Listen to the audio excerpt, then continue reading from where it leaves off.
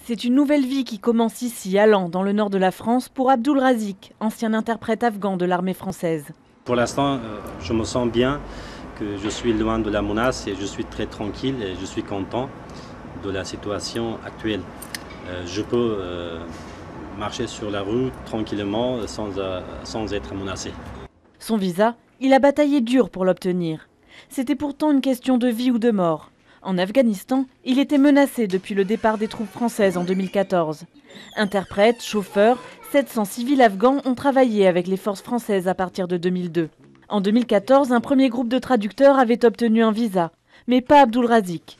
Il médiatise son combat, se fait aider par des avocats et arrive finalement en France en mars avec sa femme, ses enfants et 25 autres familles de traducteurs. Un juste retour des choses à ses yeux, car pour l'armée française, il a plusieurs fois risqué sa vie. Son pire souvenir, l'embuscade d'Ouzbine en 2008. Il perd un collègue interprète et 10 soldats français sont tués. Je n'avais pas d'espoir. Je pensais que c'était le dernier moment pour moi. Et je me suis absolument repenti de travailler avec l'armée française. Je pensais que si je ne travaillais pas, je n'étais pas dans cette condition. Après, j'avais aucun espoir de continuer à vivre.